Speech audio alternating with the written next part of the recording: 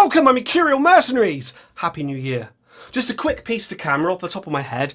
I just read that Tame Impala are teasing new single Lost in Yesterday, the latest track from the fourth album, The Slow Rush, due next week.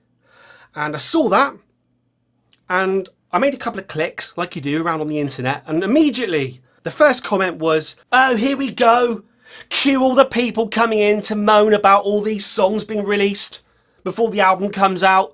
Oh, we're going to hear too many songs off the new album. Oh, the surprise of the new album's going to be destroyed. Well, all you got to do is not listen to them. But who wouldn't want new songs from Kevin Parker? We want more. We want more. Give it to me. Give it to me. Give it to me. I read that and I thought, I was a bit disappointed. Because I thought, oh, that's kind of me. That is kind of me. I accept now that I come from a different era. Probably the people who are Tame Impala fans are youngsters, and they've been brought up in this new digital age where songs are basically released as they're produced. And if I had any advice for new bands today, I think that is the general advice. Record, put it out there. Record, put it out there. Put as much as you can into the world. The world is oversaturated with music, but put what you can into it. Oversaturate. So if you have a big bucket full of piss, and that's the world of music, just coming off this on the top of my head, it's obvious. A big bucket full of piss is the world of music, and you're a young band. Just piss into that bucket. Continue to piss into the bucket. It sounds like I'm taking the piss, but I genuinely mean that. And I wish I could be more like it. Just put music out there. Because the world at large has moved on from the concept of the album. The general public are streaming music piecemeal. A song here, a song there, 40 seconds there, 20 seconds there. There's a certain type of person who's into the principle of an album. A collection of music that sits together and means something. And if you're watching this channel, you're probably one of those people. But just be aware that most people aren't like you and me. And let's also just get straight what we're talking about by singles, because we seem to be getting confused here. People will say, oh, so-and-so isn't a single because it's not on the album. Because these days you can have like a track listing that exists on the interweb with blank spaces. And then as songs are released that will end up being on the album, that fills in the blanks with the song titles. And people will say, oh, you might have released so-and-so song, but it's not going to be on the album, therefore it's not a single. No, that is a single. That is a single. And there was a time in the past where bands released songs as singles that did not end up on an album. So when someone says to you, oh, I suggest you go and listen to the Buzzcocks' best album, Another Music in a Different Kitchen, and you'll listen to that album, and there won't be a single song on it you'll know. And you'll say, well, how come there's no songs I know on this alleged best album by this band? Because the band released them as singles and didn't put them on the album. If you want to go and listen to a Beatles song like Paperback Writer or Strawberry Fields Forever or Penny Lane, they're not on albums. They're not on albums. You have to buy the red album by the Beatles or the blue album by the Beatles or Singles Going Steady by Buzzcocks to find those songs that everybody knows because they're not on an album. But nowadays we're talking about songs being released willy-nilly, bang, bang, bang, bang, bang, that do end up on the album. And then we're back into a loop of, well, who cares about the album? Nobody, apart from you and me. So we're back to my main point, which is I think the sort of person who says, well, who wouldn't want songs being released before the album? We want more! Give me more! That sort of person is probably a youngster who doesn't remember the era that I grew up in.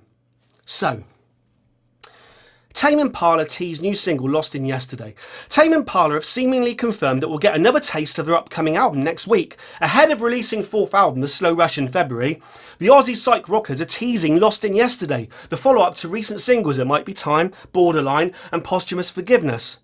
Posting on Instagram, they shared the single's mind-bending artwork, which shows a series of doorways and vast sand dunes in each room. I like this series of artwork. I like pretty much everything about The Slow Rush as a package so far. The only thing I am concerned about is the topic of this video. How much more of this album am I going to hear before February?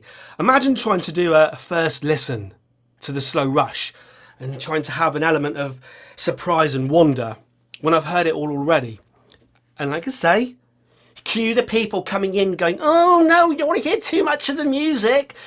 That is a concern because I come from an era. And let me just show you some examples of how it used to be. Because I think the youth of today don't understand. And digital streaming and the loss of physical product has affected this, right? But I don't think people understand. Go to an album like, for example, Use Your Illusions from the 90s, okay? By Guns N' Roses, a band called Guns N' Roses. They released the album Use Your Illusion on September the 17th, 1991. All right? And the singles from it were released on September the 17th, 91, December 91, February 92.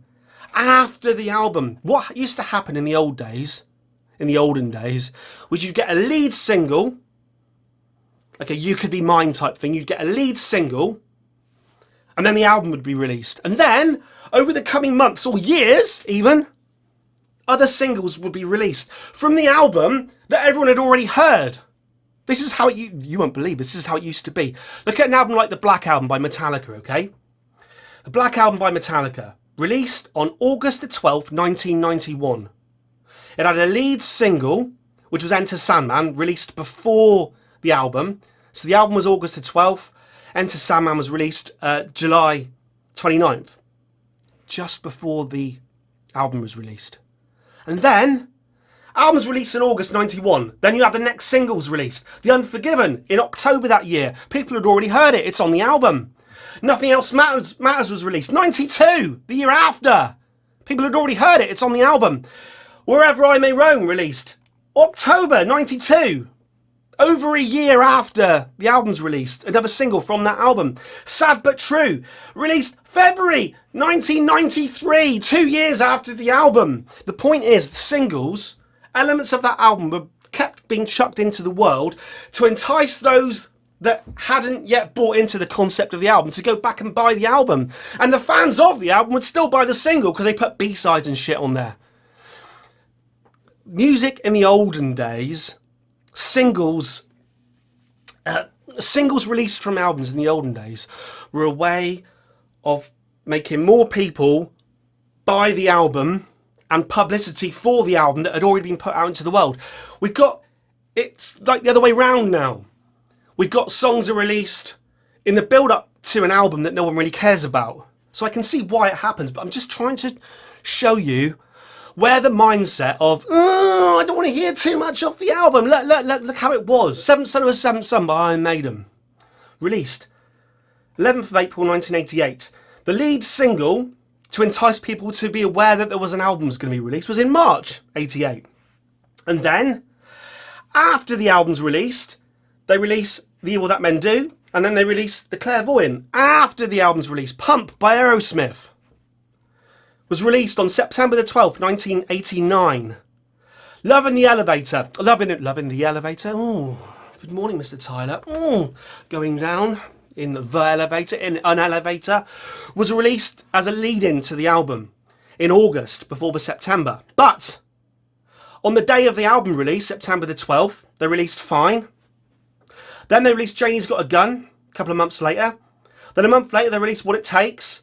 And then the next year they released The Other Side. And then later the next year they released Monkey on My Back. All these singles are being chucked out into the world. But after the album's release, so in the olden days, you got a taster of the album with a single. Then you bought the album and the album was a surprise. The album was a surprise. Thriller by Michael Jackson. Released on November the 30th, 1982. The lead in to it was The Girl Is Mine, which was released the month before Thriller was released in October. But Thriller comes out in November 1982. The singles from Thriller. 1983, Billie Jean.